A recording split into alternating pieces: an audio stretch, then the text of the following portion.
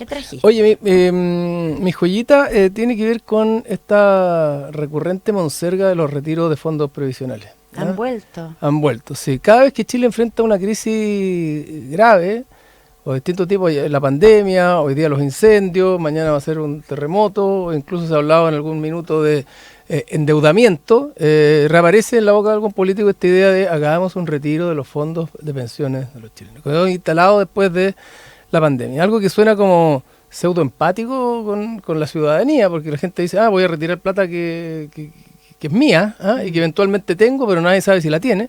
Incluso para algunos se habla de un retiro solidario. ¿Solidaridad de qué? Si la plata es de cada persona, que se la ha machucado cada quien con su propio esfuerzo. Pamela Giles estuvo con el Quique, con Consuelo Saavedra. Sí. Y ahí en esa línea habló. Ella siempre ha sido una de las principales impulsoras de Bueno, por eso idea. que ahora nuevamente se ha instalado la idea, o se empieza a instalar la idea de hagamos un retiro a propósito de los damnificados de los incendios. ¿Ya?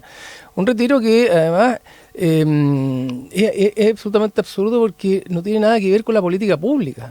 Los incendios son un problema de política pública, tú puedes definir, sacar partidas presupuestarias, pero la reconstrucción, la manera de cómo volver a recuperar la cierta normalidad no tiene que ver con los retiros de fondos previsionales, sino que tiene que ver con las lógicas de políticas públicas.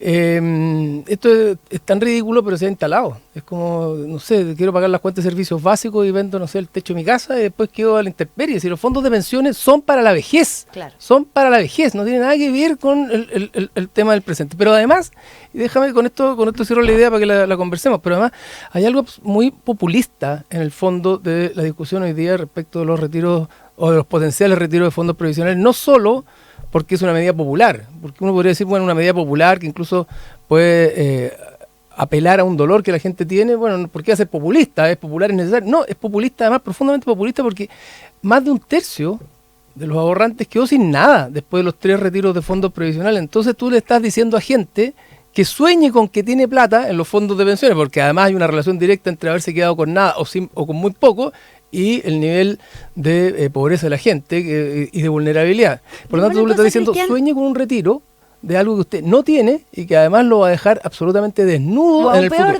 Entonces, cuando nos enfrentemos con que la realidad es que mucha gente ya no le queda mucho o no le queda nada y no le da para un retiro, ¿qué vamos a decir más adelante? Entonces, anticipemos la PGU, démosle la PGU por adelantado a la gente para que efectivamente solucione problemas del presente.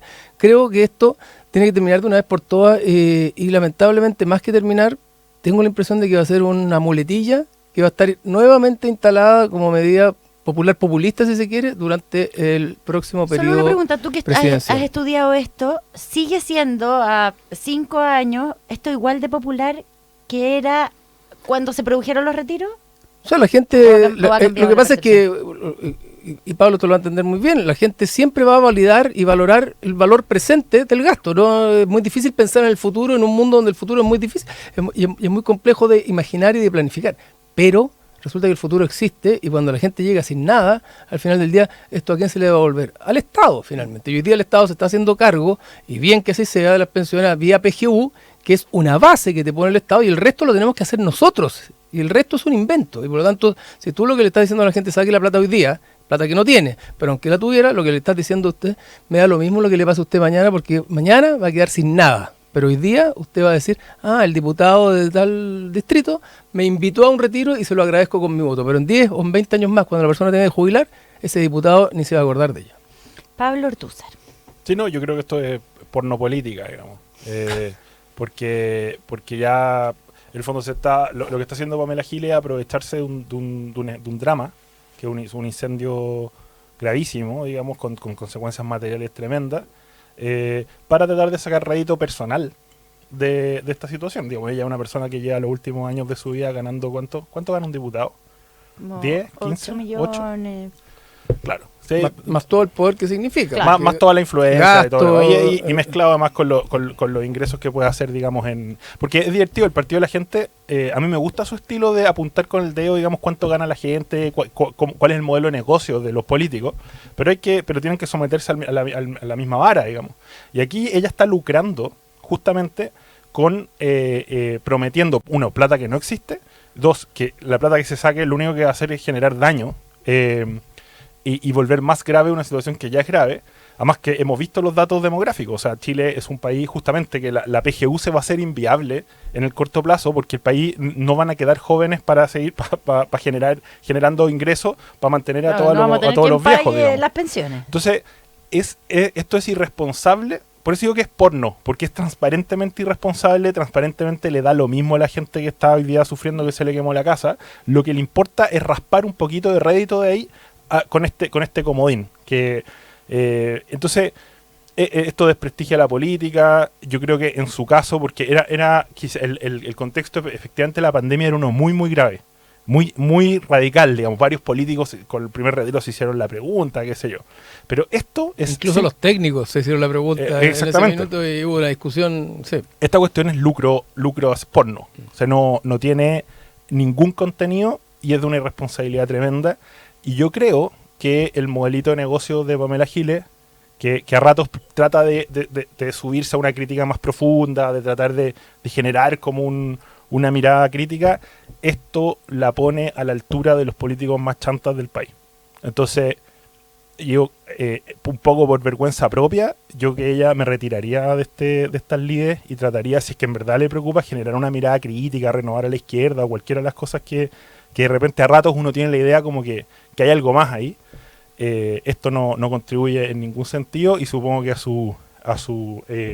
además que la pobreza en la vejez es algo que golpea particularmente a las mujeres y yo supongo que su abuela ahí, la Elena Cafarena, no estaría muy orgullosa de esta nieta, digamos. Son las que quedaron más vulnerables después de los retiros de fondos previsionales. Sí, claro, porque además mujeres también que retiraban no necesariamente para sus propias necesidades directas, sino para las de sus hijos, porque al final del día el retiro no era necesariamente para los efectos de la pandemia, sino que era eventualmente para invertir, para pagar deuda, para otras cosas.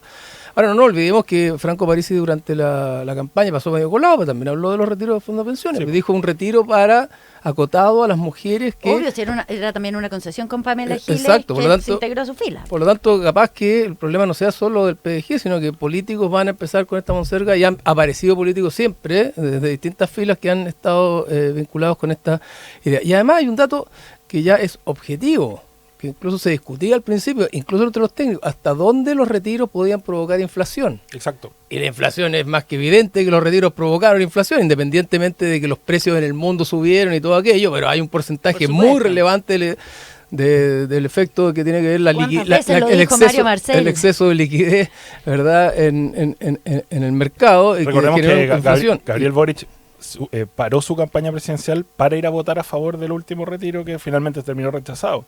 Pero aquí hay ya muchos políticos se han dedicado a raspar esta olla de manera totalmente irresponsable, entre ellos el presidente. Hoy día se jacta de haber bajado la inflación y todo, pero fue uno de los gestores de la crisis inflacionaria. Oye, y yo he leído, ahora que a propósito de lo que decía Pablo, me he acordado, que he leído analistas, comentaristas que han dicho que el proceso constitucional 1 se perdió la prueba porque no jugaron con un retiro los fondos de pensiones durante el primer semestre del año 2022. O sea, ese es el nivel de populismo al que hemos llegado. Es decir, ustedes fueron irresponsables porque no empujaron un retiro, al revés, y responsabilizan al presidente porque cuando ya como presidente mandató a Mario Marcel para frenar los retiros, ¿se acuerdan? Sí, pues. Dijeron, en vez de haber empujado un retiro que hubiera ayudado a la prueba, se resistieron a él y por lo tanto ahí hay una de las explicaciones de por qué terminó ganando el rechazo, porque el gobierno no empujó un retiro. Y hay otro tema que es importante, que no toda medida que enoje a las oligarquías es antioligárquica,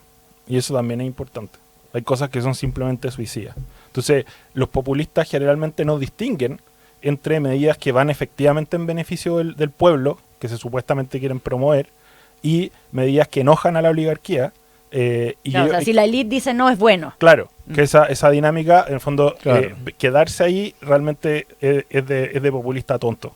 Entonces, si van a ser populistas tontos, yo creo que Giles y Parisi no son tontos, pero esto es tontera, es estupidez. Y esto no beneficia en ningún sentido al pueblo, ni lo promueve, ni lo posiciona. Les ha ido bien. Y además, Pamela Giles dijo esto hace 2 días y Pamela Giles está pensando en ser presidenta de la Cámara. Pero el negocio de ellos es... Sí. Pero ¿cuál es el negocio de ellos? ¿Instalarse en el poder y volverse parte de la oligarquía dominante?